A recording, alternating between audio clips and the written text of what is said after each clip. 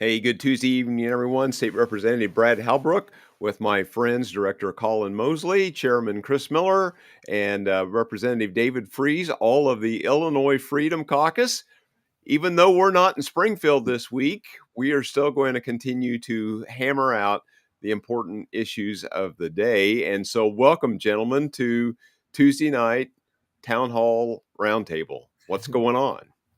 Evening. Yeah, no, enjoying the sunshine at the moment before we get apparently 4-5 days worth of straight rain, 5 to 6 inches or something silly. So we'll see what happens. Right. Right. Well, Chairman Miller, we've kind of went from drought status along the lines there. We've kind of went from drought status to where the tiles are running again and the water's flowing again. And we've had quite a bit of rain over the weekend. And like Representative Freese talks about, we've got more rain coming and maybe some storms Wednesday and Thursday. How's things in your neighborhood? I know there was some damage up in Champaign County over the weekend.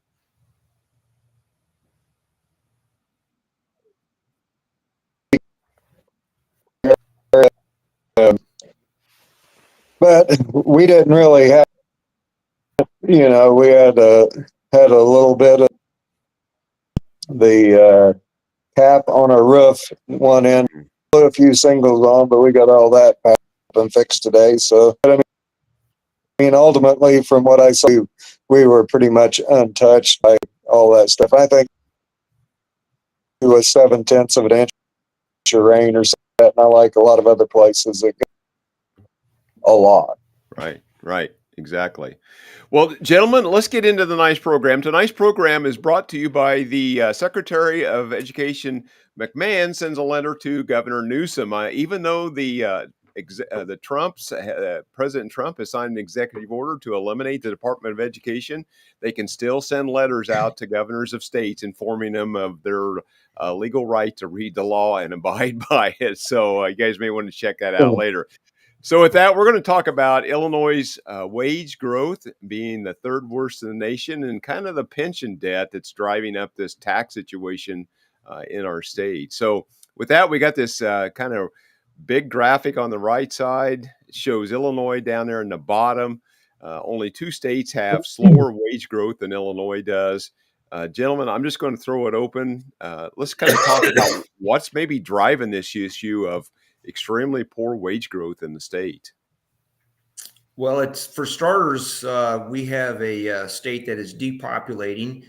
If you have any kind of financial means, you can make more money within the same profession in other states and have a lower tax burden. That's what's happening, I think, in a large part with our state, the state of Illinois. And then the individuals that do come in, they're low skilled, low paid jobs. So this is why we have low wage growth, plain and simple. Mm-hmm. Well, in the business, a lot of it has to do with it. Go ahead, Chris. Go ahead. Was somebody talking? No, go ahead, Chris. Okay. No, I was going to say that to me, it's just the outcome of such a hostile business climate, because there's one thing when you look across the aisle, there's a bunch of guys over there that just barely started shaving, and some of the women may be a little bit longer, but they just don't have any business sense at all and don't understand how business works. I don't think any of them have had Econ 101 because they continue to tax, borrow, spend, and mainly regulate. Because I know that some of the businessmen around here have made this statement to me that they're convinced that the state of Illinois doesn't want them in business just because of the burden of over-regulation and all the hoops that they have to jump through. And the net effect of that is businesses are leaving, families are leaving, the tax base is shrinking, and there's less and less people to pull the wagon. Mm-hmm. No, that's a great point, Chris. I know I had this conversation with another member of the General Assembly on the other side that tried to explain to this individual that every time we mandate something, be it insurance, health insurance, whatever the case may be, that cost gets passed on to not just the consumers, but to businesses. And those other states don't have these regulations. Well, and that's exactly right, David. And I mean, all of this, when you put it all in context of the rest of the public policy facing Illinois, I mean, it just makes sense. I mean, who in the world wants to live in a state? Who wants to do business in a state where you're penalized for success? And that's basically what we have in Illinois. You're penalized for success. You're regulated to death.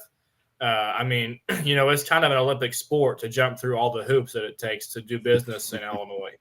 And so, so when you see graphs like this, I mean, it really just makes sense. Right.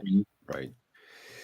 Yeah, it's I mean, it's not like that the chart is even across the top there. I mean, there's several other states that are doing much better than the state of Illinois. I mean, we're losing an earnings increase. I mean, it's not increasing, it's decreasing. So yeah, Right. It's not like you got to reinvent the wheel here. There are policies that can be put in place, or you quit putting the bad policy in place, like Chairman Miller talked about, that's driving people to leave the state of Illinois, or reducing the amount of people that want to come here and build a business or raise a family or work. So, yeah. And Miller always talks about the middle class being destroyed. Well, if your wages have only gone up 1.3%, and I'm not saying that merit-based pay is how it should be, but if your wages go up 1.3%, but inflation under Joe Biden was 8, I mean, you basically lost 6%. Yeah, and that's middle class destruction. Right. So you are in a negative situation under that situation. So yeah. No, and here, what do we have? We actually have our governor with an entourage in Mexico trying to drum up business. Instead of going to Mexico trying to drum up business, why don't we ask the question, why did Caterpillar leave and all these other companies leave the state of Illinois? Let's address the why. Mm-hmm. Well, a lot of it has to do with and for how to grow the economy, and I don't really think that they have to do that. And when you look at what they're doing, it's just pretty amazing to me, because, well, part of the problem is they won't take ownership for the disaster that Illinois is. I always think about, why don't there needs to be somebody in leadership with a vision for Illinois to be number one in, the lowest tax rate, number one in the lowest real estate tax rates, number one in the lowest corporate tax rate, number one in all these economic drivers that allow people to thrive. But yet we have no vision. We have no concept of trying to win. And, it's not much different than being on a sports team. Nobody wants to be the cellar dweller, but we're at the bottom of the heap on just about every measurable metric that you can point to. Yeah, the only goal they want to achieve is, what other taxes can we increase? How can we enhance our revenue? Right. Well, again, the budget's grown $16 billion under Governor Pritzker's reign of terror. And, it's going to spend another $2 billion this year than the previous year. And that's on top of the $1.2 billion tax hike that was implemented at 4 a.m. last May at the end of session. And so this thing's getting set up to do the very same thing again.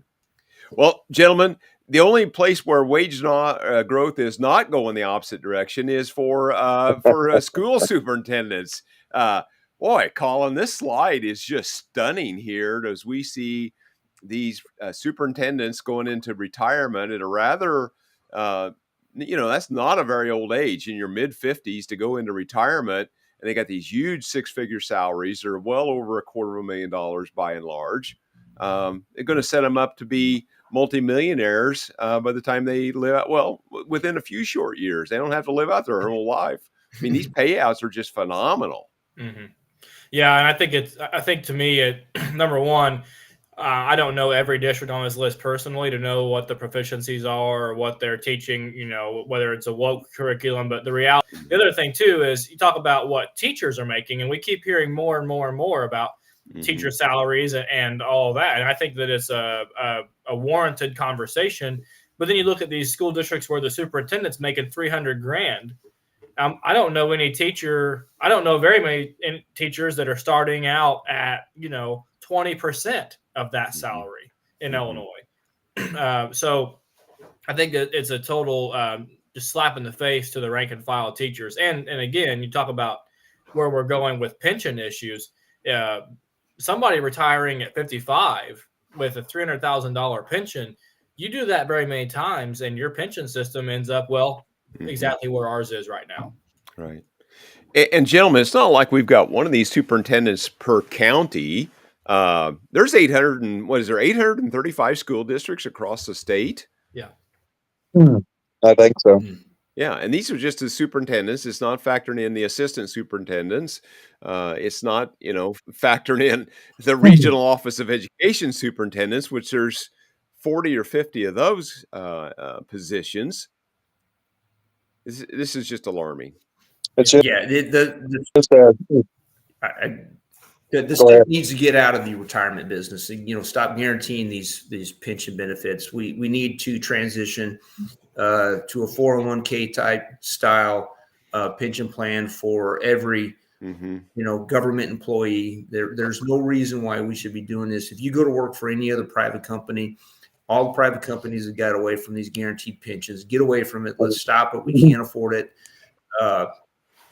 This is just maddening, to be honest with you. Right. I know that when you look at this, I mean, my conclusion is this is complete taxpayer abuse by a few people that are only thinking and considering themselves. I know that when you take a snapshot of this, I know that's one reason why I didn't sign up for the pension, because I thought that the pension that they were going to give me after a few years of service was completely abusing the taxpayers, my neighbors, and my friends that are working hard every day just to try to pay their bills. And I looked at it, at least for me personally, I thought it was immoral for me to belly up to that bar. Right. Yeah, exactly. I think you look at this too, from a property tax position. What's driving the growth of your property taxes? Well, if your superintendent is expecting a 3 or 4% COLA on a $300,000 salary every year, I mean, how many homes does it take to make up for that burden alone? I mean, and like Brad said, and this is not a all-out attack on superintendents or school administrators, but this perspective is to show you these are the things that are driving, pension debt, property tax burden, because this is what's happening multiplied across 835 school districts. Yeah, I can tell you, I got the assessment for 2 buildings I own in my county, and they went up. So I'm helping fund it. Gentlemen, anything else? Representative in Holbrook and my one of our predecessors is, I don't know, several years ago, he was knocking down about 340,000 years ago, and with a 3% COLA, I would say that he's north of $400,000 a year by now, or getting close. Right. Gentlemen, any closing thoughts on this slide? No, other than we can't keep doing it. Yeah, reform has to take place. So, Director Mosley, here's where everybody can find us. Give us an update if there is anything to talk about here about our website or the Substack. Well, yeah, here's always where you can catch up with us, what's going on in Springfield as the Freedom Caucus fights for property tax reform and budget relief. All the things we talk about on this broadcast, are the things that we're standing for in Springfield. So the people that are the fiscal conservatives that are trying to relieve your tax burden and cost of living, you can find out more about us right there at our website. Yeah.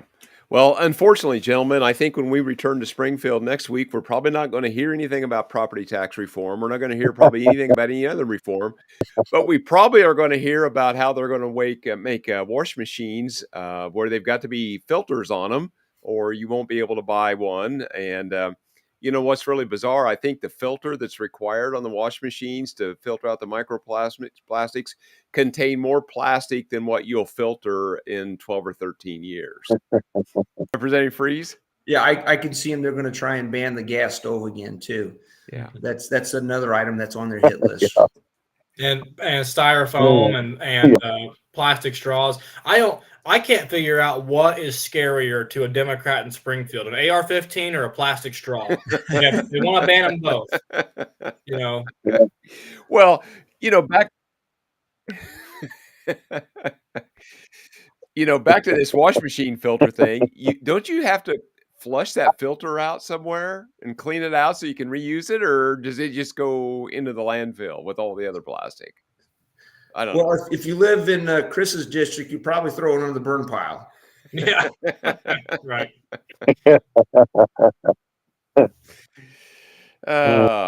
Well, yeah. Nothing smells better than burning plastic. Oh yeah.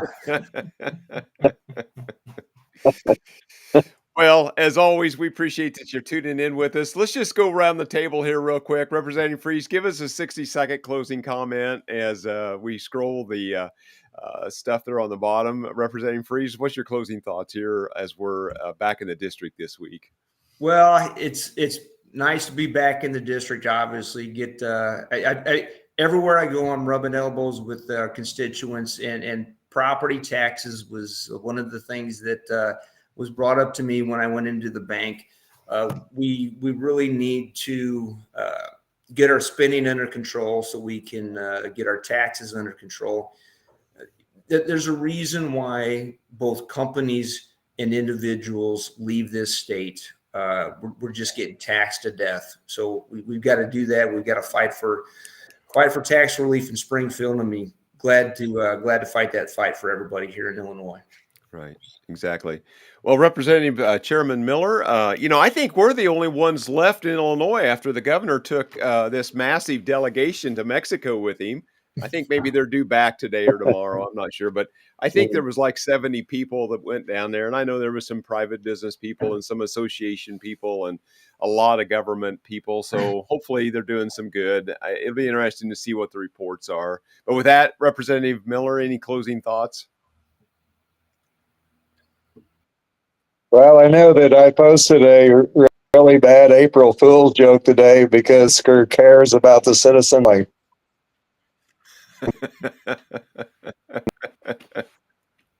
I'm sure that bought a little. Anyway, it's just things are business. The farmers are starting around a little bit. I know a few even of my neighbors that plant. I'm kind of glad that mine are still in the bag for a few weeks, starting to have a few calves, and they can't do any damage. So interesting to see what happens when we go back.